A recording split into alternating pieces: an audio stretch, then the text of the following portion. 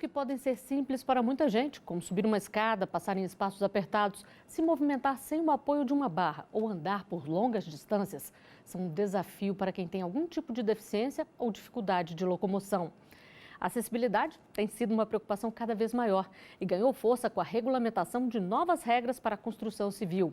E é sobre isso que vamos falar no artigo 5º de hoje. Está na Constituição Federal. Todos são iguais perante a lei, sem distinção de qualquer natureza, garantindo-se aos brasileiros e estrangeiros residentes, entre outras coisas, o direito à igualdade. E sobre este tema, eu converso com o advogado Rodrigo Guedes, especialista em direito imobiliário, e com Fátima Có, diretora da Federação Nacional de Engenharia e presidente do CREA-DF. Muito obrigada por aceitarem o nosso convite. Doutor Rodrigo, a Constituição garante a igualdade de todos. Para quem tem algum tipo de deficiência, a acessibilidade é essa garantia? É uma garantia extremamente importante para quem tem uma certa dificuldade de locomoção, não é? É um conceito filosófico já antigo, tratar os iguais de maneira igual e os desiguais de maneira desigual. Então, o ordenamento jurídico positivo brasileiro finalmente percebe a necessidade de dar um tratamento necessário, diferenciado a essas pessoas que precisam dessa proteção por parte do ordenamento. Doutora Fátima, e de modo geral, o que os imóveis devem ter para garantir a acessibilidade? De um modo geral, é a questão muito no banheiro, os espaços para se fazer os giros, né? No caso de cadeirante. Mas o que vai impactar muito a parte da transposição vertical, então não pode ter só escada, tem que ter uma maneira de que possa, né, mecanicamente essa pessoa se locomover de um apartamento, de um andar para o outro, né? Então são essas coisas. E muito a parte também de, como foi dito aí no início da reportagem, espaço. Corredores que não passa nem quase uma pessoa de meio metro, não existe isso, né? Então esse espaço de locomoção, vão de portas mais abertos para que permita a pessoa, tudo é muito focado, até mesmo assim, para dar independência a essas pessoas, permitam que elas morem até sozinhas. São muitos detalhes, né? Exatamente. E o que já era uma preocupação virou lei. As construtoras têm cerca de 1 ano e meio para seguirem as normas de acessibilidade na construção de prédios residenciais. As regras estão previstas na Lei Brasileira de Inclusão. Vamos conferir a reportagem. Rampas, corrimãos, elevadores. Neste condomínio em Brasília, todas as adaptações foram feitas para que pessoas com deficiência ou dificuldades de locomoção pudessem ter acesso às áreas comuns. Mas nem sempre foi assim. É o que conta a Francineide, administradora do condomínio. Quando a gente começou no condomínio, que a gente viu essa necessidade, que o direito da pessoa estava sendo furtado, digamos assim, a gente levou para a Assembleia, principalmente a rampa da piscina, que foi a obra maior, a obra mais cara, e foi aprovado pela Assembleia para poder ser feito isso, para as pessoas terem o direito de ir e vir, todo mundo poder participar. Com a regulamentação da Lei Brasileira de Inclusão, em decreto assinado pela ministra Carmen Lúcia, quando ela estava na presidência da República, as áreas comuns de prédios residenciais terão de ser adaptadas, inclusive as garagens. Tudo deve ser padronizado e seguir as regras da Associação Brasileira de Normas Técnicas, a ABNT. O prazo para começar a cumprir as exigências é de 18 meses. E as adaptações não ficam só da porta dos apartamentos para fora. As construtoras também vão ter que fazer alterações no projeto interno, dependendo da necessidade do proprietário. E é bom os consumidores ficarem sempre atentos. Essas alterações não podem gerar nenhum custo adicional para os compradores. Bom, doutora Fátima, a gente viu aí um prédio que saiu na frente e já se adaptou. Agora, com essas mudanças, o que não pode faltar nas construções novas? Realmente é como uma das coisas que está lá bem claro, que bastou ter mais um pavimento, tem que ser prevista essa transposição vertical, né? Ou se com rampa, se for 2 pavimentos. Agora, ou seja, hoje a maioria, alguns prédios, quando dito econômicos, podem ser dotados só de escada. Isso não vai poder acontecer mais, né? Terá que ser obrigado um elevador, no mínimo um, para que dê esse acesso, né? E realmente a mudança maior não é que vai fazer essas alterações, vão ser feitas em todas as unidades autônomas. É permitido que alguém que vá comprar aquele imóvel, antes, até a hora do início da obra, ele já possa pedir essa alteração. Ou seja, a construção, os projetos já têm que prever, né, que pode ser que nenhum prédio venha fazer uma adaptação dessa, se caso não seja solicitado. Mas tem que já vir projetado de maneira que permita esse tipo de alteração. Agora, só para a gente deixar bem claro, a senhora falou aí, a pessoa que comprar um imóvel e precisar de uma adaptação, tem que falar na hora, né? Tem que prever isso no contrato, antes do início da obra, para não ter problema. Exatamente, para não ter custo. Então, até o início da obra, ele pode pedir essa solicitação e sem custo adicional para ele. Pois é, doutor Rodrigo, e agora vamos falar do prazo para as construtoras também. Elas têm cerca de 1 ano e meio. Então, isso significa que os empreendimentos que começarem antes desse prazo não precisam seguir essas normas ainda, é isso? Exatamente. O decreto que regulamentou esse artigo da Lei Brasileira de Inclusão da Pessoa com Deficiência estabelece algumas hipóteses em que esse decreto, as disposições desse decreto não serão aplicadas. E uma delas é essa. As disposições do decreto somente serão aplicadas para os projetos que forem protocolizados para aprovação, né, a partir do início da vigência dele, decreto. E esse decreto tem previsão para iniciar sua vigência em 18 meses, né, contados da data da sua publicação. Então, os empreendimentos cujos projetos já foram aprovados, cujas obras estão em execução, eles não têm a obrigatoriedade de seguir as disposições que estão previstas nesse decreto, não. Não tem obrigatoriedade, mas muita gente já tem essa preocupação, doutora Fátima? Tem, quer dizer, até antes de 2015, né, que foi a aprovação que a gente chama do Estatuto do Deficiente, quer dizer, isso foi em 2015. Lá já estabelece algumas obrigatoriedades, algumas adaptações a nível da parte pública, né? Prédios públicos, né? Cinema, shopping, assim como já era previsto, por dizer, para programas do governo, se fosse fazer residências, né? Teria, mesmo que fosse uma unifamiliar, teria que prever um percentual de 2% para as pessoas, se fosse um programa habitacional. Então, isso já vem muito como diz assim, na cabeça das pessoas, né? E a nossa produção recebeu alguns vídeos com dúvidas sobre este tema. Vamos conferir o primeiro deles. Olá, me chamo Leonardo, sou de São Paulo, capital, e eu gostaria de saber se construções já prontas deverão ser adaptadas às novas regras. Doutor Rodrigo, vamos só esclarecer bem, o prazo vale para daqui a 1 ano e meio, mais ou menos, mas as construções já prontas não têm essa obrigatoriedade, não é mesmo? Isso, perfeito. As disposições do decreto, elas vão passar a ser obrigatórias a partir de 18 meses da data de sua publicação. Então, todos os projetos que forem aprovados, as obras que forem iniciadas antes da vigência do decreto, não têm a obrigatoriedade de seguir aqueles parâmetros que foram ali previstos. Mas é como nós falávamos, a cultura do brasileiro já vem aceitando de uma forma mais pacífica as necessidades de adaptações. Como nós vimos no vídeo anterior, o condomínio já pronto, instalado. Ele não tinha obrigatoriedade de fazer aquelas obras de acessibilidade. Mas os próprios condôminos, sensíveis às necessidades do seu vizinho, do seu amigo, do seu companheiro, em assembleia se reuniram e decidiram e aprovaram uma deliberação no sentido de fazer a obra. E cotizaram, ratearam. Então, a obrigatoriedade é apenas para os projetos residenciais que forem protocolizados para aprovação a partir da vigência do decreto, daqui a 18 meses. Não há obrigatoriedade para os empreendimentos já prontos, por exemplo. Mas é possível que isso seja feito sim, né? E isso vale, essa nova obrigatoriedade vale só para edifícios e para unidades residenciais, não é mesmo, doutora Fátima? Sim, de verdade, comerciais, né, ou de acesso ao público, acesso coletivo, já está estabelecido no Estatuto, desde 2015, e essas adaptações são obrigatórias, tá? Agora, o que ficou para ser regulamentado é exatamente quando fala, que é o artigo 58 da lei, né, que fala sobre residências multifamiliares, ou seja, apartamentos, né, esses edifícios. Então, esse é que ficou, esse decreto veio para regulamentar essa questão. Mas já é obrigado, já tem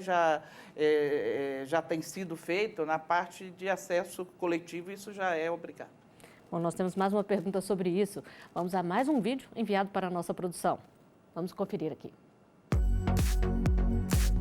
Eu me chamo Wagner, sou do Rio de Janeiro e eu quero saber se as construtoras podem cobrar dos consumidores pelos custos para tornar o seu empreendimento acessível às pessoas com deficiência. Doutor Rodrigo, a gente adiantou um pouquinho na reportagem, mas não pode, né? A própria lei de 2015, né, ela já previa que não é permitida a cobrança por parte do incorporador, do construtor, de um acréscimo no preço de venda em decorrência da necessidade dessas obras para facilitar a acessibilidade, né? O decreto veio e ratificou essa vedação da cobrança. Mas esse é um ponto que permanece obscuro, é um ponto que tem gerado muita discussão, especialmente no meio dos incorporadores, nas associações de empresas que desenvolvem incorporação no mercado imobiliário. Porque, vejam, uma coisa é aprovar um projeto, né, doutora Fátima, prevendo a possibilidade de fazer as obras para atender às necessidades da acessibilidade. Outra coisa é executar essas obras.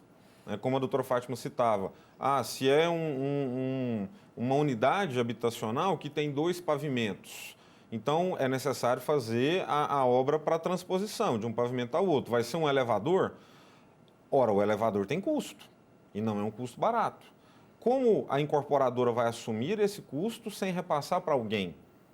Então, há uma tendência, pelo que eu tenho ouvido por aí, de as incorporadoras, diante da necessidade dessas obras, promoverem ou proporem que o custo adicional seja rateado entre as demais unidades, já que aquela, por lei, não pode sofrer diferença, acréscimo no seu preço. Eu gostaria de complementar o doutor Rodrigo, assim, a única hora que vai gerar custo, está dito isso no decreto, se a pessoa fez a opção já por aquela unidade e aí as adaptações já se iniciaram e ele desistir. E aí será cobrado o custo para reverter, tá certo? Como ele não vai ficar aquela unidade, ou seja, não, é a única hora que isso poderá ser cobrado. O decreto prevê que nessa hora, em razão da rescisão do contrato, as partes devem ser devolvidas ao Estado coante. Então, aquilo que o comprador pagou, ele tem direito de receber de volta. Porém, como ele solicitou uma obra para adaptar à acessibilidade e agora ele dá causa à rescisão do contrato, né, ou desiste do negócio, a incorporadora tem, então, a possibilidade de reter daquele montante que tem que devolver a ele, reter o valor que foi necessário para a execução da obra que foi solicitada por ele. Essa é a previsão que consta lá do decreto. Bom, a gente continua o nosso bate-papo daqui a pouquinho. Antes, a gente faz um rápido intervalo. Já já estaremos de volta com mais Artigo 5º para você.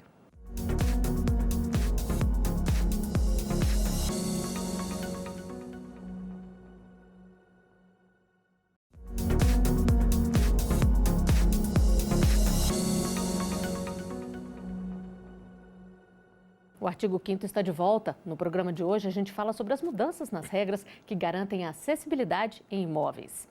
Aqui no estúdio, eu converso com Fátima Có, diretora da Federação Nacional de Engenharia e presidente do CREA-DF, e com o advogado Rodrigo Guedes, especialista em direito imobiliário. E nós vamos conferir mais uma pergunta a ser respondida pelos nossos convidados. Pode mostrar.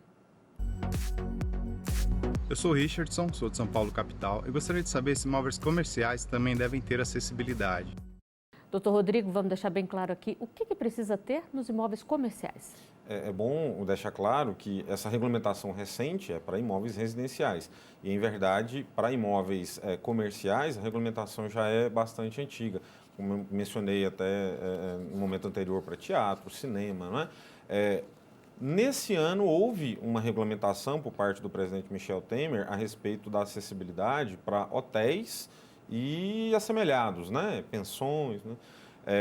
Mas, em geral, é aquilo que a doutora Fátima já contou para nós aqui, não é?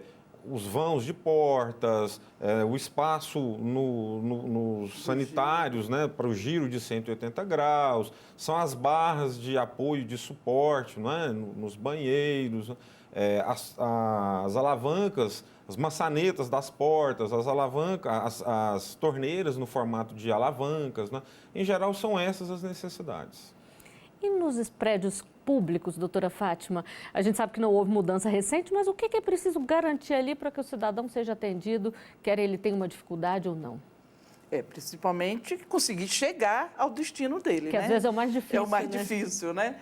Então, aí, sem falar a questão de estacionamento, né? Por que que o estacionamento é bem na frente? É porque ele tem dificuldade de mobilidade. Então, ele vai andar muito mais se não tiver essas vagas reservadas bem na frente do empreendimento, né? Então, a preocupação maior é isso, é realmente chegar até onde ele... E também, assim, a maneira no atendimento. Né? Então, ele chega, está um balcão alto que ele não consegue nem ver a pessoa que está atendendo. Então, ele tem que ter muito cuidado também, todos esses órgãos públicos, na parte do atendimento, permitindo que pessoas que tenham esse tipo de deficiência seja igual atendido. Né? Bom, a senhora falou aí dos estacionamentos, nós temos uma pergunta que fala sobre vagas. Vamos conferir aqui o último vídeo.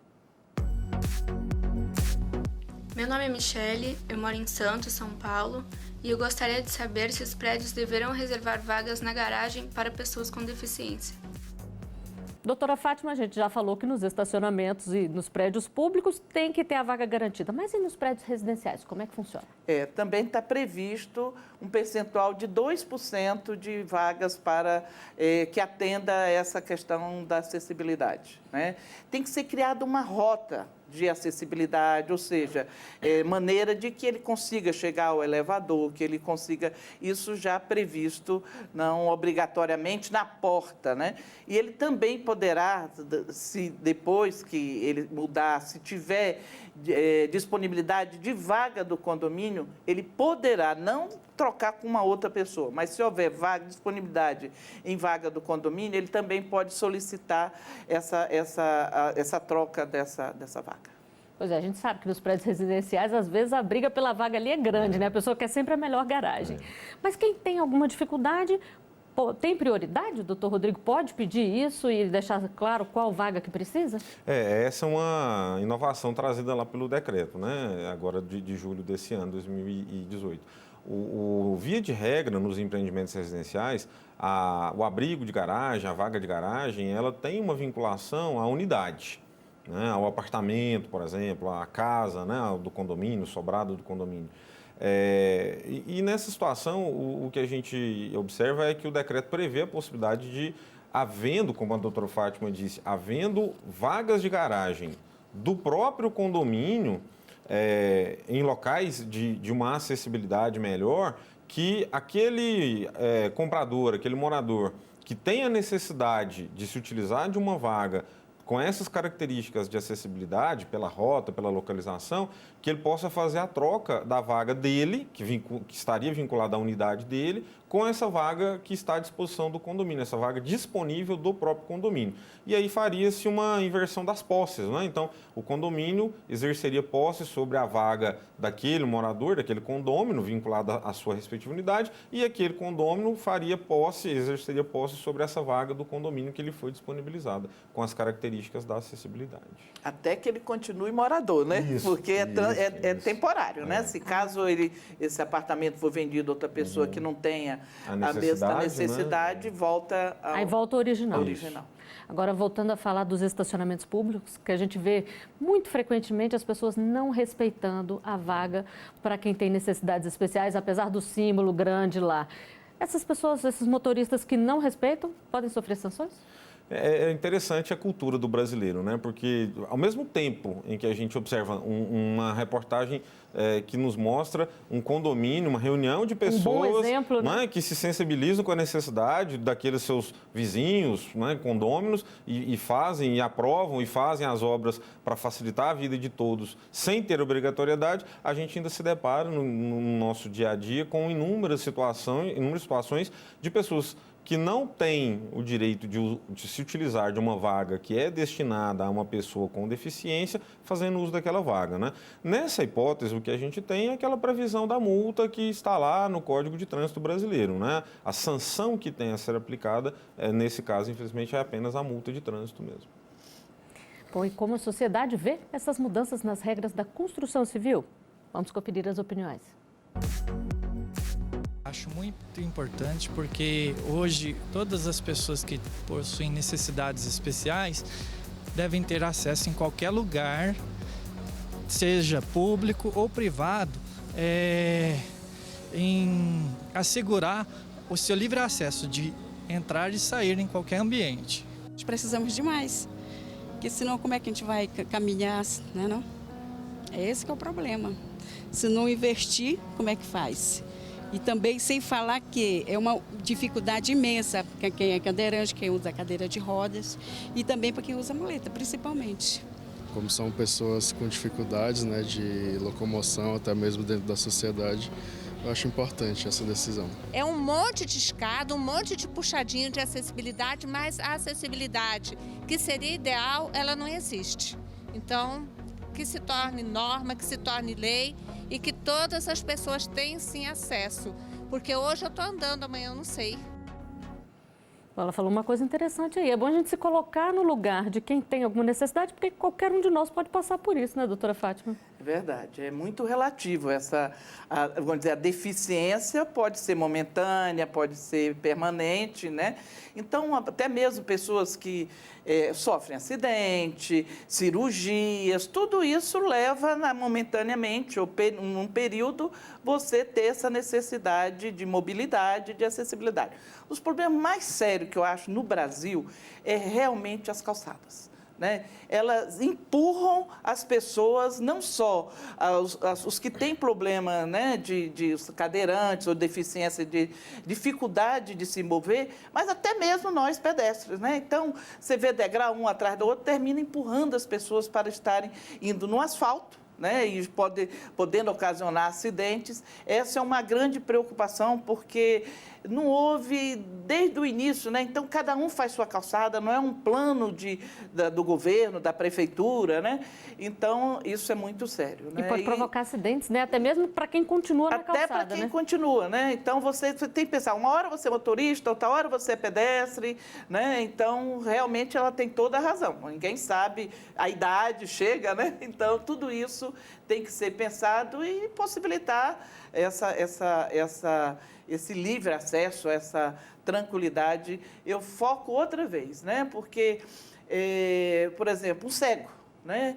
Se pega uma calçada nesse, tá tudo irregular, está garantido o tombo, né? Se ele estiver sozinho. Então, a gente tem que estar nessa preocupação de que a pessoa que tem a sua deficiência, ele pode ser independente, ele pode se locomover sozinho, morar sozinho, e isso já temos diversos casos, né?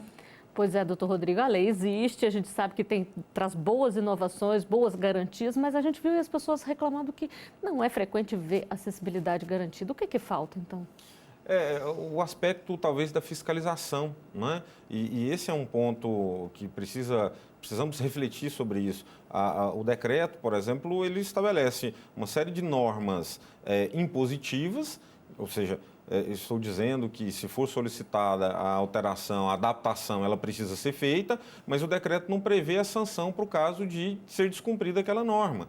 E não prevê também o agente fiscalizador. E quem é que tem a obrigação de fiscalizar? Quem é que tem a obrigação de acompanhar? É o poder público, é o órgão local, municipal ou distrital. Então, se essa fiscalização não for efetiva, não for eficaz, não adianta colocar no papel, colocar na lei, regulamentar por meio de decreto as possibilidades de adaptação das unidades residenciais, as necessidades que devem ser atendidas nos imóveis não residenciais, nos empreendimentos não residenciais. Se não houver uma fiscalização efetiva para fazer com que a lei seja efetivamente cumprida, nós vamos continuar vivendo esse cenário. E essa preocupação é uma preocupação relevante, sim.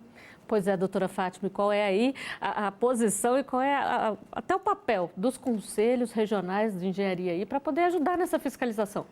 De verdade, desde 2015, quando do Estatuto, qualquer profissional, engenheiro, arquiteto que faça o projeto, que vá assumir a responsabilidade técnica daquela obra, ele já declara, na hora da sua anotação de responsabilidade técnica, de que irá atender todos os critérios da questão da acessibilidade. Ou seja, ele tem que ter total conhecimento e assume isso.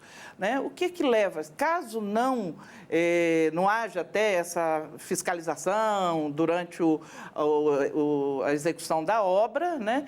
Nós teríamos duas questões. Qualquer qualquer um pode reclamar, porque ele garantiu no início, então o profissional em si vai responder eticamente, vai responder judicialmente, que a própria notação de responsabilidade traz essa questão de responsabilidade judicial para ele é o responsável por aquilo ali, né? Então, e também vai impedir de tirar o habeas a nível de governo. Se o governo deixar de fiscalizar temporariamente, que hoje a linha realmente garantiu, você conhece, não só na questão da acessibilidade, você tem que garantir que tem conhecimento de todas as normas brasileiras que deixe adequada a construção.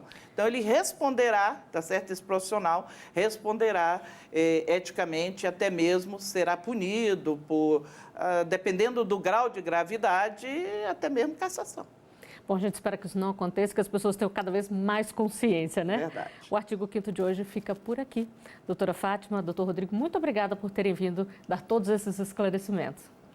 E eu agradeço também a você que nos acompanhou até aqui. Se quiser sugerir um tema, é só enviar para o e-mail que aparece na tela.